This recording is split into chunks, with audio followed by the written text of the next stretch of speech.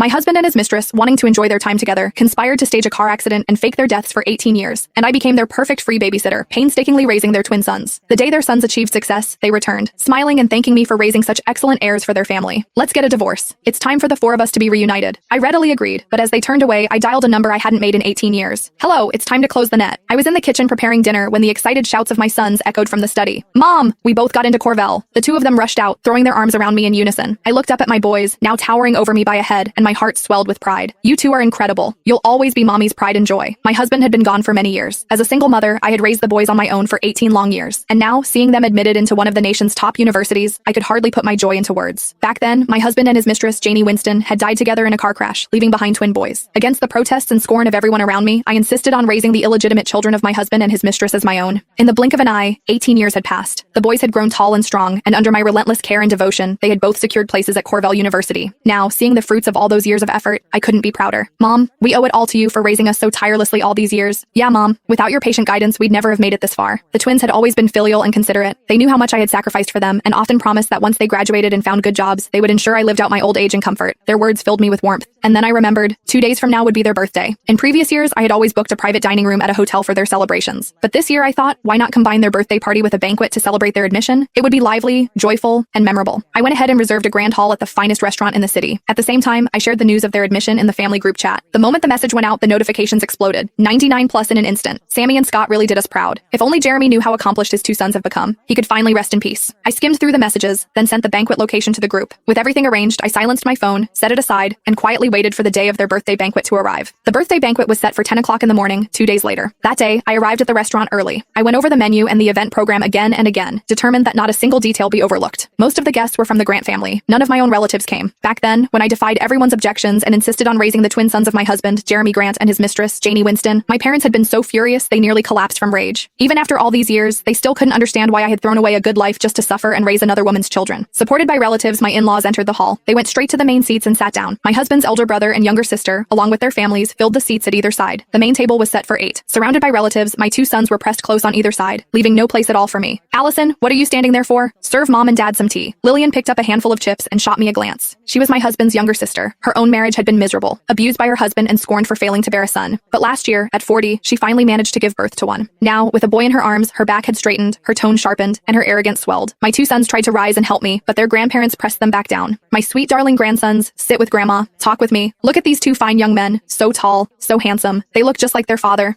I'd say they take after Janie more, Jeremy's brother muttered. My in-laws shot him a glare so sharp he shrank back into silence. I circled the main table, pouring tea, refilling wine glasses. Finally, unable to bear it,